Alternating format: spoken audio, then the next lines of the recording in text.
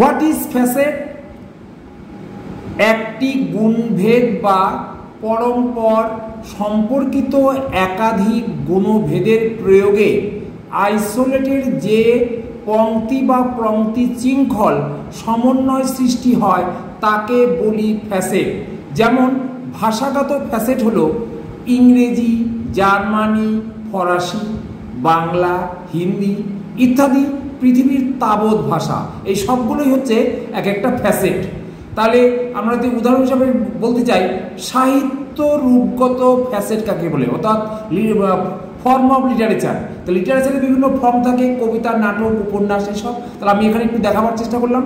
কাব্য, নাটক, কথা সাহিত্য, এগুলো একই পংক্তির ফ্যাসেট, অর্থাৎ ইকুয়াল স্ট্যাটাস।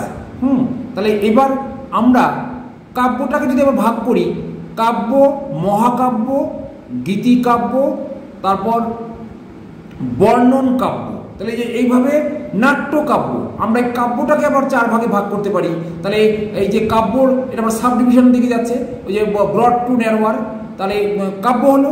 এবার নাটকটা কোনটা যদি ভাগ করি, মানে আমরা বলি না যে মিলনাত্মক, বিয়োগান্তক, হ্যাঁ, সুখান্তক, দুঃখান্তক, এরকম নাটক। তাহলে নাটক সুখান্তক, অর্থাৎ এখানে মানে নাটকের শেষে মিলন ঘটিয়ে দেবে।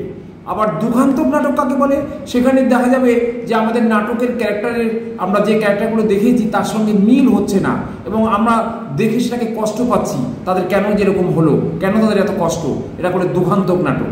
তাহলে এই নাটককে, তাহলে সুখান্তককে যদি বলি, সুখান্তক নাটক একাঙ্ক নাটক, খুব ছোট। তারপরে কি হতে পারে, 3 নাটক, তার থেকে একটু বড়, তারপরে আরো বড় 5 নাটক। এইভাবে আমরা সুখান্তক নাটককে, তাহলে নাটককে সুখান্তক আবার দুঃখান্তক এই 2 ভাগে ভাগ করলাম। আবার সুখান্তককে 3টি ভাগে ভাগ করেছি, একাঙ্ক, 3 5। আবার দুঃখান্তককেও তাই, একাঙ্ক, 3 5, এইভাবে ভাগ করতে পারি। আর আরেকটা থার্ড কি থাকলো, কথা সাহিত্য, তাকেও আমরা ভাগ করতে পারি। কথা সাহিত্যকে আমরা ছোট গল্প, উপন্যাস, এইভাবে আমরা ভাগ করতে পারি। তাহলে এটা হবে এই যে এই জিনিসটা, যে ফ্যাসেটটা আমি যে এখন দেখালাম, এটা পুরোটাই হচ্ছে চেন এবং অ্যারে এবং চেনের সমন্বিত এই ফ্যাসেটগুলো আছে। তাহলে উপরের আমরা অবশ্যই বলতে পারি, উপরের দৃষ্টান্তে স্পষ্টই দেখছি যে ওই ফ্যাসেট হলো পরস্পর সম্পর্কিত খণ্ড চিন্তার সমাবেশ, অর্থাৎ আইসোলেটগুলো একসঙ্গে মিলিত হয়ে একটা ফ্যাসেট তৈরি করে। ওকে, থ্যাংক ইউ।